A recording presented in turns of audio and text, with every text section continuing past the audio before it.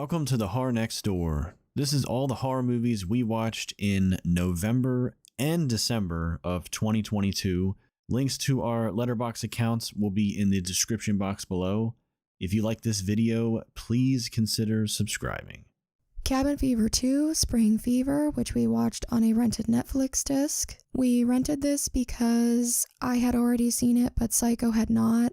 I know I had given it a low rating. I didn't remember much about it except that it was sort of annoying and really gross. Having seen it again, I'm not going to really change my tune at all. It's over the top gory. It definitely felt like they were just trying to top the first one, especially with more of the sexual type stuff and incorporating gore into that. Regardless, it's not the worst thing I've ever seen, but I don't recommend it. I just think as far as the entire Cabin Fever franchise is concerned, only the first one is worth anything. And I mean Eli Roth, I don't mean the weird remake that they made pointlessly. So I don't really recommend Cabin Fever 2. So as Hellcat said, I have never seen Cabin Fever 2, and for some reason recently we said, you know what, let's watch all the Cabin Fever movies, minus the crappy remake that they made, because I have seen that one and it's garbage. I do not recommend it. But for some reason with Cabin Fever 2, I think I slightly recommend it. It's not a good horror film. It's probably something that should be on one of the crappy packs that we get. It's not as awful as I expected it to be.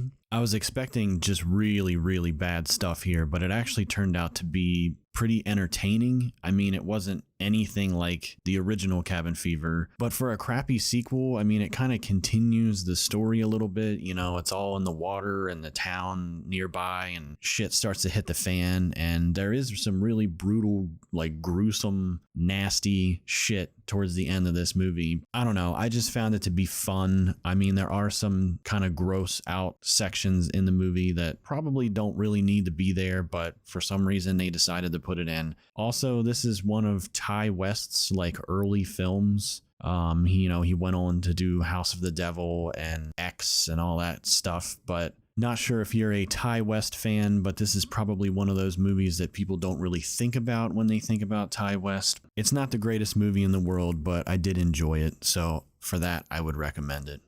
Face of Evil from 1996, which we watched on a crappy horror movie pack DVD. This barely qualifies as horror. It was a TV movie, but there were some really fucked up situations in this. You just couldn't believe that the Tracy Gold character was doing these things. Shawnee Smith is also in this. There are lots of crazy things in here, and it was just fun to watch because it was so ridiculous. Some of it was really far-fetched, and some of it, like I said, it was just screwed up, and you're like, damn. So I do recommend this movie. I mean, I recommend it loosely. Keep in mind it's from a crappy horror movie pack. If you've been watching our Letterboxd videos for a while, you should know by now that if we recommend a crappy horror movie pack, it's with a few caveats. So it was fun to watch, it was fun to laugh at, but it's not necessarily a good movie.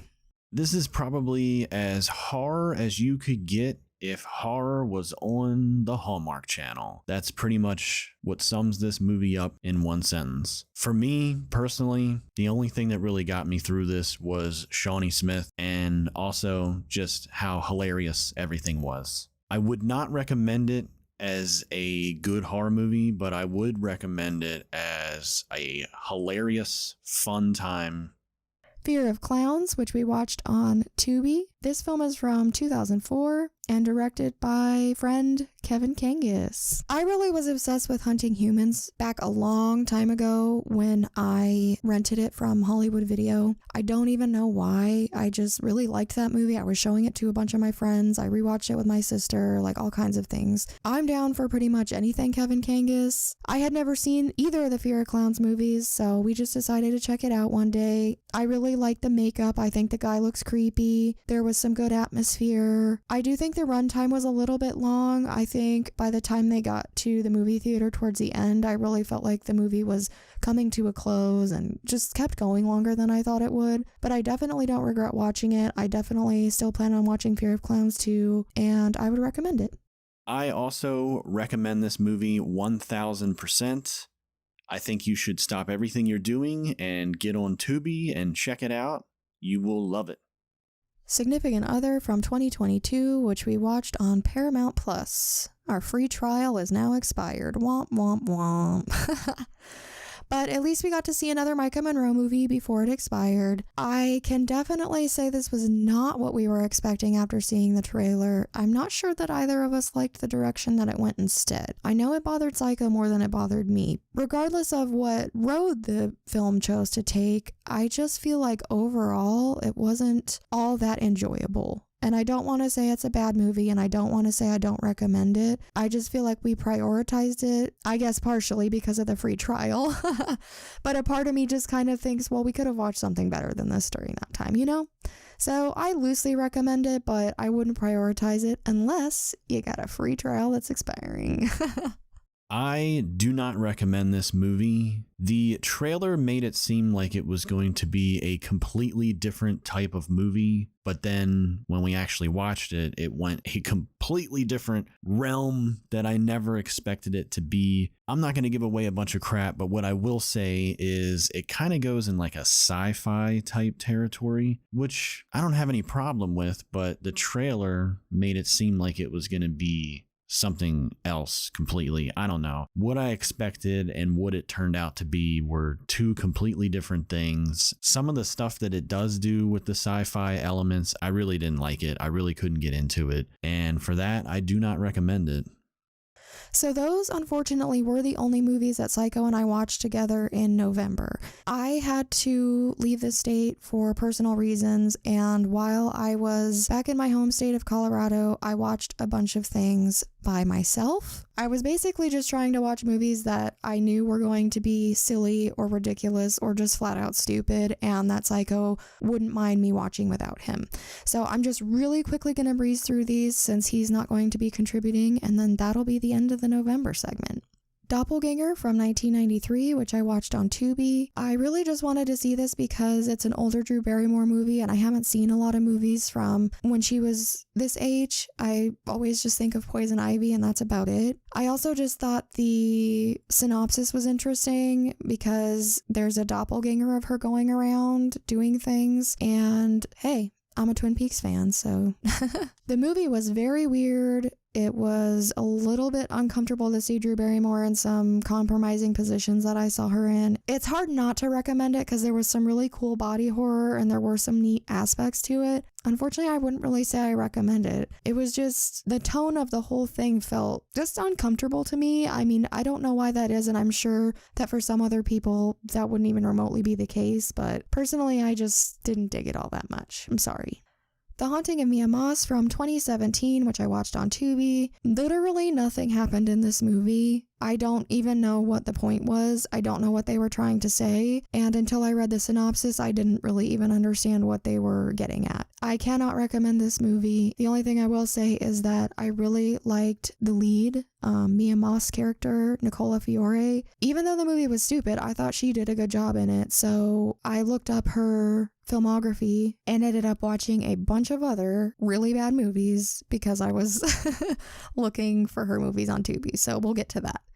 First up is Night of Something Strange from 2016. Again, it was Tubi. I was looking up Nicola Fiore. This is one of the worst movies I have ever seen in my life. I would rather watch The Haunting of Mia Moss again. The synopsis and the cover, again, it makes it look so fun. It makes it look so crazy. It makes it look interesting. And it's not that it's not crazy because it is batshit crazy. It's just that they went way too far with some things. If you read my review on Letterboxd, you'll see what I'm talking about. I can't even say the things that bothered me because I don't want our video to get any kinds of strikes on it for saying certain words or offend anybody watching it or anything. So I definitely don't recommend this movie. It's really hard for me to even say anything about it without like being offensive. Honestly, that's how over the top it wasn't.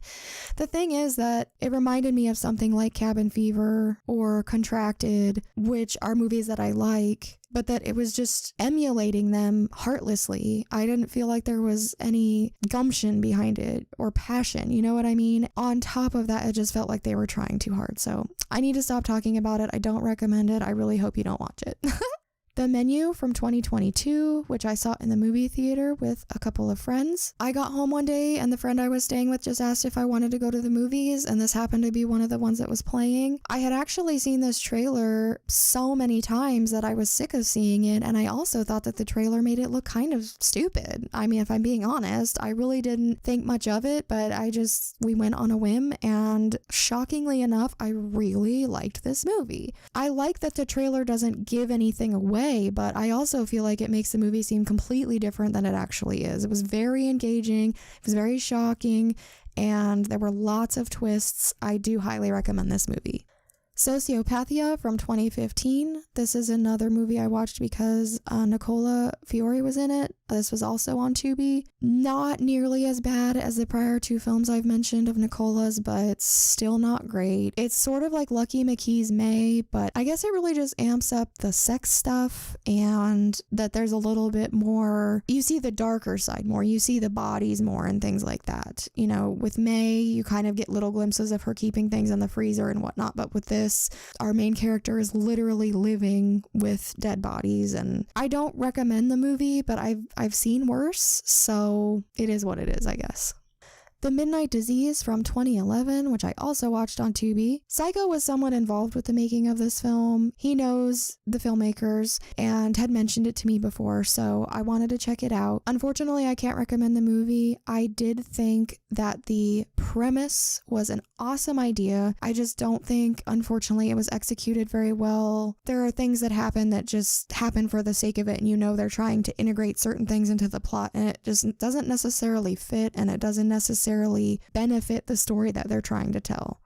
Studio 666 from 2022, which I watched on Stars. I'm not really a Foo Fighters fan. I do own one album of theirs from in the 90s, and when I say I'm not a Foo Fighters fan, it's mostly Dave Grohl. I apologize for anyone that's a fan because I know a lot of people love him, but there's just something about him, not even as a drummer, just as a person. Again, I apologize, but he just rubbed me the wrong way. Again, this is just a movie that I knew Psycho wouldn't care if I watched, and it was something if I fell asleep or, wasn't paying full attention, I knew it wouldn't bother me. That being said, it was better than I thought it was going to be. I still had fun watching it despite not being a big fan of the band or anything. It reminded me of the Evil Dead films and that kind of a vibe with the acting, the comedy, and the gore. So I do recommend it, but a couple little things happen in the plot that personally for me, I just didn't like. So my rating on Letterboxd isn't the best, but I would still recommend watching it. It was pretty fun. And there were also some people in there that I had no idea were in there, including John Carpenter. So that was kind of cool. Terror at Blood Fart Lake from 2009. You heard me right. Terror at Blood Fart Lake. Another Nicola Fiore movie that I watched on Tubi. The title's ridiculous. The movie's ridiculous. There are actually characters in the movie that are gratingly annoying. And there are things that happen in a movie that are so outlandish and over the top and head scratching that you just don't know what the hell is going on. Despite all of that, I laughed. I enjoyed myself. No, I didn't give it a very good rating because it's not a very good film. It is what it is. It's campy. It's slightly trashy, but not the Night of Something Strange type of trashy. So I do recommend it actually, and there's a possibility I will watch it again with Psycho. Look Away from 2018. I believe I watched this on Amazon Prime, but don't quote me on that. I can't remember. It might have been the Stars thing again because we don't have that and my friend did. I just thought it was weird to have another version of yourself inside of a mirror that you're talking to. And I guess, they basically switch places so that the girl from the mirror is in the outside world. The premise sounded interesting, but the movie was not. It was actually really overly sexualized, especially considering the main character was only supposed to be 17. The relationship or the vibes between the main girl and her father was super weird. A lot of the movie was just kind of frustrating, so I definitely don't recommend it. Save Yourself from 2015, which you guessed it, I watched on Tubi. I'm not even sure why this one caught my eye, but I cannot recommend it. I do think that there were little teeny glimmers of hope in this, but overall, most of the acting was and it just takes too long to get where it's going. The Convent from 2000, which I watched on, I don't know. I don't know. It says it's on Shudder though. I had seen this movie a very long time ago, once again renting it from Hollywood Video. Couldn't remember a thing about it except all the like neon lighting and over the top atmosphere. It was fun to watch again, and I would recommend watching it at least once. I think Adrienne Barbeau's character is awesome and badass. I'm not sure how they decided to have Coolio play a policeman, but okay. Boo from 2005, which I watched on Amazon Prime streaming. I've seen this movie on some underrated Halloween movie lists before, and I'm confused about why now that I finally watched it. That's basically the only reason I watched it, is because a lot of people say, well, it's underrated and it's actually pretty good if you give it a chance. I don't agree, and I don't recommend it. I'm sorry. All the characters were ridiculous. The acting was terrible. The dialogue was ridiculous. Dee Wallace is in it for like 2 seconds, if that was maybe a reason why you were interested in seeing it. Unless you're at the end of all Halloween movies in existence and you're really desperate, it doesn't even really feel all that much like a Halloween movie. I don't recommend it. December. The Invitation from 2022, which we watched on a rented Netflix disc. As you may know, if you're watching our channel regularly, this is one of the movies we mentioned in one of our favorite trailer videos. As is par for the course the majority of the time, it was a letdown. I already don't really remember very much about it, and we barely just watched it a little while ago, so I think that says a lot. There were parts about it that were cool, but they didn't really emphasize the vampire aspect of it enough, and it really took way too long to get going. I unfortunately cannot recommend this movie. I also do not recommend this film. The trailer made it look like it was going to be like Ready or Not, perhaps, just with vampires. And it took over an hour or close to an hour before any of the vampire stuff even really started getting anywhere. It just went on and on and on. And we were like, where's all the vampire stuff? Is this a horror movie or is this a Hallmark movie? Like, it was all about her falling in love with this guy and like big wedding ceremony and stuff. And it's like, let's get to the cool shit. And then when the cool shit finally starts, by that point, you're kind of bored with the movie and already checked out. So unfortunately, I do not recommend it. Shredder from 2001, which we watched on a rented Netflix disc. Winter was coming up and I just wanted to get some snowy movies and some movies that felt cold or, you know, somewhat compatible with the holidays and stuff. And this is what I ended up with. It's got Steve from Full House in it, which is hilarious. And there are a couple of parts where he's trying to do some top-notch freaking acting, and it is so funny. So freaking funny. His girlfriend in this movie is a giant jerk, and pretty much everyone else is annoying. So you're rooting for them to get killed. The reason that they're being killed is the most absurd motive that I think I've ever heard in a slasher film. I loosely recommend this movie because it was pretty fun to watch and laugh at. I doubt it's something that I'll ever watch again, but I think I'd recommend it for a one-time watch. This is definitely a movie that should be on a crappy horror movie pack, and I wouldn't be surprised if it already is. This is just your run-of-the-mill slasher movie that takes place at a ski resort. Nothing you haven't seen before, but have you seen it with the guy that dated DJ on Full House? That pretty much sums up the whole movie right there. I do not recommend this movie unless you just want to watch something hilariously bad, then seek it out, but I do not recommend it. Smile from 2022, which we also watched on Paramount Plus just before that free trial expired. We already knew going into this that we weren't excited about seeing it. We thought it looked just bad, and after having seen it, yeah, it's bad.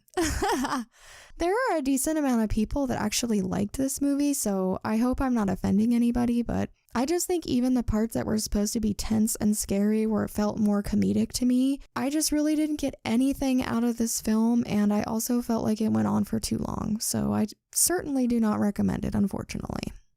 As Hellcat said, I really thought this movie looked so stupid. I'm not even sure why anybody was even talking about this movie. You know, when I saw the commercial for it or the trailer for it and everything, it's like, what is this? Oh man, this is bad. I'm sorry. Another thing that went through my head was I don't even feel like looking this up to get the accurate answer, but I'm pretty sure, if my memory serves me correct, there was a movie called Truth or Dare. They did this smile thing in that movie. You know, right before they died or they killed themselves or whatever the hell, they did this weird smile thing. And I feel like this movie just stole that concept and made a whole movie about it. And that was the first thing that went through my head when I saw, you know, the advertisements for this. I was like, they did this already in Truth or Dare. I don't know, but I do not recommend it. Sanctimony from 2000, which I also rented on a Netflix disc. This film is directed by good old Uwe Boll and basically sounded like his version of American Psycho, with Casper Van Dien taking Christian Bale's spot. We weren't even sure whether to log this as a horror or not, because despite the fact that it's about a serial killer, it's really not focused on that very much. I don't know what it is focused on, but I'll tell you what, the editing, the music, the wardrobe, the acting, literally everything about this screams late 90s, early 2000s. And if you like that, I would say this is worth a one-time view, because I really like those movies. It's another reason why I rented Shredder. The corny early 2000s slashers are such a guilty pleasure of mine, and this doesn't really feel like a slasher, and it almost doesn't even feel like a horror, but it is what it is. And for the most part, we had fun watching it. There were definitely some really weird moments and awkward moments and hilarious moments.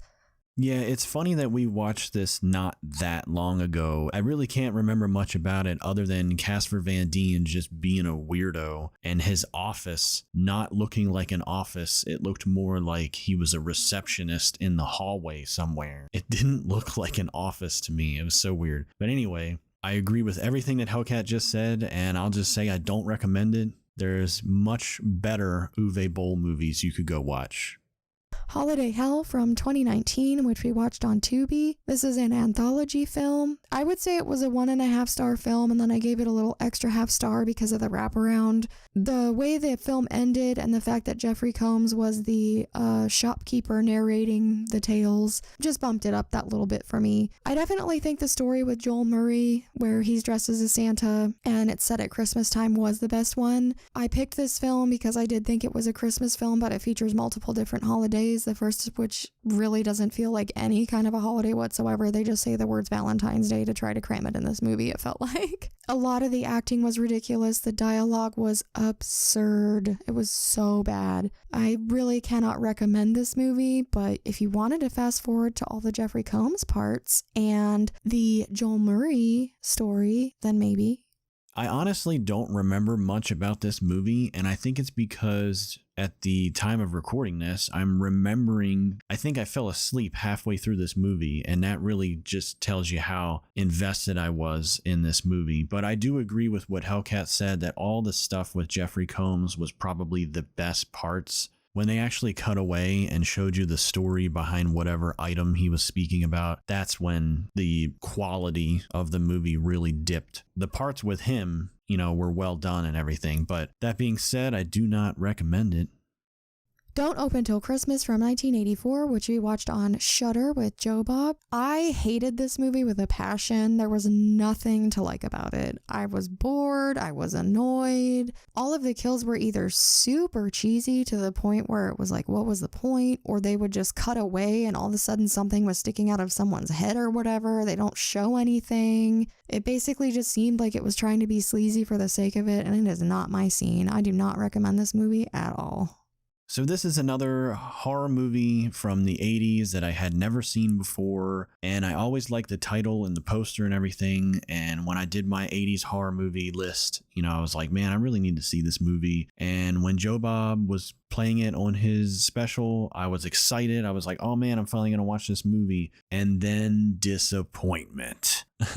Really did not like this movie at all. I think there's much better Christmas horror movies out there. I don't know. This movie just really didn't do it for me. Even being from the 80s and having that whole 80s aesthetic and everything really just didn't work. I'm sorry. I don't recommend it. Christmas Bloody Christmas from 2022, which we also watched on Shudder. This is another flick that was discussed in our last trailer video and that we were super excited about. It's got a lot of good reviews. The trailer makes it look so much fun, but guess what? I really didn't like it. We were probably about 5 or 10 minutes into the movie and I just asked Psycho, do you like any of these characters? I can't stand any of these people. And instead of it being fun to root for them getting killed, like it was with Shredder or something, it was giving me a headache. I haven't seen any other Joe Begos film, I don't believe, but when we looked up his filmography and saw that he had done Bliss and VFW, we kind of started getting the vibe he seems to go for, which now answers my question that I also asked while we watched it, which is why is literally everything neon? Everything's dark and then there's just bright neon. There's a point in the film where you're seeing things in the robot Santa killer's point of view. It was making me nauseous. I mean, giving me motion sickness, you know? And then there were other times where even though it wasn't a POV shot anymore, the camera was so shaky that it made me feel the same way. So between the characters constantly yelling at each other when they're talking, the loud music, the shaky camera, and all the neon, I was just ready for it to be over. And at only 87 minutes, it felt long, probably for that reason. I'm glad there are people that like this, and I thought the idea of a Terminator Santa basically was cool, but I do not recommend this movie. So if you watched our favorite horror trailers from November, then you would know that I was pumped for this movie. I could not wait to see this movie. I thought it was going to be a throwback to slashers, and it's going to be a robot, Terminator Santa, as everybody's calling it. And I could not wait to see this movie. Now that I've seen it, slightly disappointed. As Hellcat said, the main characters are slightly annoying. One thing that I did like that Hellcat didn't was I did like the fact that, they kind of liked one another, but they were kind of like denying the fact that they liked one another. I like that whole banter that they had with one another, but I felt like it just went on for too long. We get it. They like each other and they're going to end up with each other, but can we get it moving a little bit? There's also something that happens later in the movie that I thought was a little like, well, what was the point of all this buildup between the two of them if this was just going to happen? I get it. You wanted like a shock moment or whatever, but maybe do things a little bit differently. I don't know. As far as the Terminator Santa goes, he was badass, and I wish he was more in the film. Maybe if they had cut out some of the talky parts, they could have inserted more Santa parts. That's just my opinion. I do like the movie. I would recommend it. It's probably just run-of-the-mill, average, right down the middle, 3 out of 5 type of deal. A Christmas Horror Story from 2015, which we watched on Shudder with Joe Bob on the holiday hangout thing. This is another movie that I had seen and no one else that I knew had seen it. I showed it to Psycho, I showed it to my sister, I recommended it to a bunch of people, Psycho recommended it to his friends. So I've seen this movie quite a few times. I admit I wasn't paying full attention this time, probably because I have seen it so many times.